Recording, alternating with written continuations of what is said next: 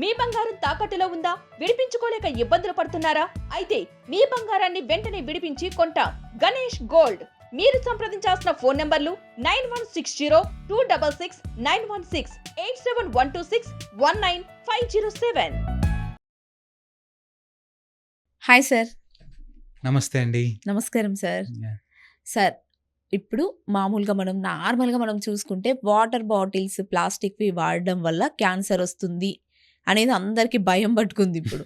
అది ఎంతవరకు నిజం, అది ఎలా వస్తుంది, అసలు వాడొచ్చా వాడకూడదా అనేది మాకు క్లియర్గా ఎక్స్ప్లెయిన్ చేసి చెప్పండి సార్. ఒకటి, ప్లాస్టిక్ వాటర్ బాటిల్ వాడటం ద్వారా సైంటిఫిక్గా అయితే ఇప్పటి వరకు అయితే ఎవిడెన్స్ లేదు. Okay sir. Plastic water bottle ద్వారా వాడటం వల్ల మనకి క్యాన్సర్ వస్తుంది అనేది సైంటిఫిక్ ఎవిడెన్స్ లేదు. కాకపోతే ఏంటంటే few research studies are showing especially plastic, low grade plastic use చేసిన వాటర్ బాటిల్స్ సన్కి ఎక్స్పోజ్ అయినా కార్లో ఉన్న ఏం చేస్తాయంటే, యూజువల్గా మనం ప్లాస్టిక్ వాటర్ బాటిల్స్ అంటాం, అది కూడా లో గ్రేడ్ ప్లాస్టిక్ వాటర్ బాటిల్స్లో లో గ్రేడ్ ప్లాస్టిక్ యూజ్ చేసిన వాటర్ బాటిల్స్ మనం సన్కి ఎక్స్పోజ్ అయినా మనం కార్లో పెట్టుకున్న ఆ హీట్కి ఏంటంటే దాంట్లో ఉన్న ప్లాస్టిక్ కరిగిపోయి నీళ్ళలో మిక్స్ అయ్యి మనం తాగే అవకాశం ఉంటుంది. దీనికి కూడా క్యాన్సర్ వస్తుందా అంటే దీనికి కూడా ఎవిడెన్స్ లేదు. బట్ అవి కొన్ని కెమికల్స్ అనేవి కార్సినోజెనిక్గా ప్రూవెన్ అయినాయి. సో ఈ వాటర్ బాటిల్లో తాగిన వాళ్ళకి వస్తుంది అనేది నా దగ్గర అయితే సైంటిఫిక్ ఎవిడెన్స్ లేదు. But better to avoid that. Especially లో గ్రేడ్ ప్లాస్టిక్ యూజ్ చేసిన వాళ్ళది ఎక్కువగా కార్లో పెట్టుకొని కార్లో స్టోర్ చేసుకునే వాళ్ళకి అండ్ సన్కి ఎక్కువ సన్కి ఎక్స్పోజ్ అయిన వాటర్ బాటిల్స్ని అవాయిడ్ చేసుకుని బెటర్. అటువంటిప్పుడు ఏంటంటే మనము స్టీల్ వాటర్ బాటిల్స్ కానీ అవి యూజ్ చేసుకున్న వాటి అట్లీస్ట్ కార్లో పెట్టుకునే వాళ్ళు better. But as of now there is no evidence plastic water bottles cancer cause చేస్తాయని ఇప్పటివరకు అయితే ఎవిడెన్స్ అయితే లేదు.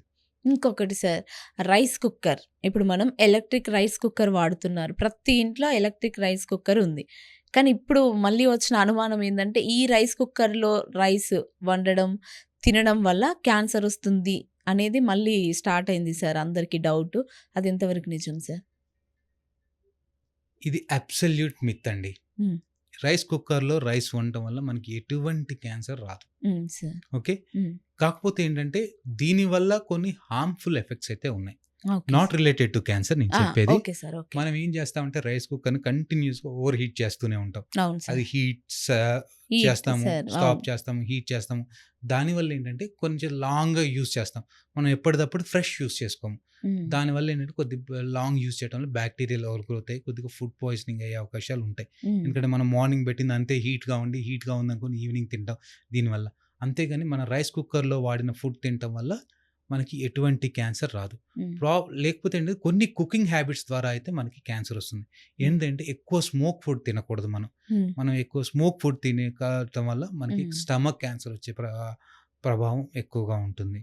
అంతేకాకుండా కొన్ని ఎక్కువ డీప్ ఆయిల్స్లో చేసే దాని ద్వారా కూడా ఆయిల్లో కూడా కొన్ని యాంటీ ఆక్సిడెంట్స్, ఆక్సిడేటివ్ మెటీరియల్స్ ఎక్కువగా ఉండేసి వీటిలో క్యాన్సర్ వచ్చే అవకాశం ఉంటుంది. అంతేగాని మన rice cooker is absolutely safe, you can use 100% without any doubt. Okay sir. Next, tea coffees చాలా మందికి అలవాటు ఉంటాయి సార్. ఆ టీ కాఫీ వల్ల కూడా ఈ క్యాన్సర్ వచ్చే అవకాశం ఉందని అది కూడా డౌట్ ఉంది సార్ చాలా మందికి. ఏమంటారు? టీ కాఫీ వల్ల ఇప్పటివరకు అయితే సైంటిఫిక్గా దెర్ ఇస్ నో ఎవిడెన్స్ అండి టీ కాఫీ తాగడం ద్వారా మనకి క్యాన్సర్ వస్తుందని. కాకపోతే ఏంటంటే కొద్ది మంది ఏంటంటే హడావిడిగా వేడి టీ తాగుతూ ఉంటారు. ఏదో వాళ్ళు వర్క్ స్ట్రెస్ లో ఉండి రిలీవ్ అవ్వడానికి టీ తాగుతారు, అట్ ద సేమ్ టైం తొందర తాగేసి వర్క్ వెళ్ళాలని. సో హాట్ బెవరేజెస్ ఎక్కువగా తాగటం వల్ల మనకి నోటి క్యాన్సర్స్, యూసోఫేజియల్ క్యాన్సర్స్ వచ్చే అవకాశం ఉంది. అంతేగాని టీ కాఫీ ద్వారా ఎటువంటి క్యాన్సర్స్ వచ్చే అవకాశం లేదు. సో దాని గురించి మీరు ఏం భయపడక్కర్లేదు, హ్యాపీగా తాగొచ్చు. బట్ టీ కాఫీ ఏంటంటే over anything excess is poisoning. Okay, ఏంటంటే వాళ్ళు కొద్దిమంది 5-10 కాఫీస్ కూడా తాగుతారు. ఈ టీ కాఫీ తాగడం వల్ల ఏంటంటే ఇది మనకి స్టిమ్యులేట్ చేస్తుంది. At the same time stimulate అవ్వడం వల్ల మనకి యాసిడ్ సెక్రేషన్స్ ఎక్కువ అవుతాయి. దీనివల్ల జిఐ డిస్టర్బెన్స్ అంటే ఎసిడిటీ కానీ యాసిడ్ పెప్టిక్ డిజార్డర్ కానీ ఇట్లాంటివి వచ్చే అవకాశాలు ఉన్నాయి కానీ but it never causes the cancer. Okay sir. ఇంకొకటి, మనం మామూలుగా వేడి వాటర్ కోసం హీటర్ వాడతాం కదా సార్. హీటర్ వాడడం వల్ల కూడా కొంచెం ఎఫెక్ట్ పడుతుంది అని అంటున్నారు. అది కూడా ఏమన్నా ప్రాబ్లం? నో అండి, మనం వేడి వాటర్ చేసినా కూల్ వాటర్తో స్నానం చేసినా హీటర్‌తో హీట్ చేసినా, ఎటువంటి చేసినా మనకు వాటర్ అయితే మనకి ఎటువంటి ఇబ్బంది కాదు. కాకపోతే ఏంటంటే కొన్ని కూల్ ప్లేసెస్‌లో ఉండేవాళ్ళేంటంటే బెడ్‌కి గూడా హీటర్ పెట్టుకుంటారు. హ్మ్. హ్మ్. బెడ్ హీటర్ల వల్ల మనకి స్కిన్ క్యాన్సర్స్, ఎందుకంటే కాన్స్టాంట్ వార్మ్‌కి ఎక్స్‌పోజ్ అవ్వటం వల్ల మనకి హ్మ్. స్కిన్ క్యాన్సర్స్ వచ్చే ఇన్సిడెన్స్ కొద్దిగా ఎక్కువ అవుతాయి గానీ, బట్ వాటర్ హీటర్ వల్ల మనకి ఎటువంటి క్యాన్సర్స్ రావు. ఓకే. వాటర్ హీటర్ వల్ల ప్రాబ్లమ్ కాదు. బెడ్ హీటర్ వల్ల బెడ్ ప్రాబ్లమ్స్. హీటర్ వల్ల అది వాడే వాళ్ళకి ప్రాబ్లమ్ అంటున్నారు. Long term long just term. మనం జస్ట్ ఓకే. మన ఎస్పెషల్లీ మన హైదరాబాద్‌లో అంత అవసరం అయితే లేదండి లేదు మనకి. సార్. లేదు సార్. యాహ్! అవును. ఎస్పెషల్లీ కాశ్మీర్ ఇటువంటి జమ్మూ కాశ్మీర్ గానీ, యూరప్ అటువంటి వాటిలో కోల్డ్ ప్లేసెస్‌లో వాళ్ళు అట్లా యూజ్ చేస్తారు. హ్మ్. దానివల్ల ప్రాబ్లమ్ కానీ, బట్ వి ఆర్ సేఫ్.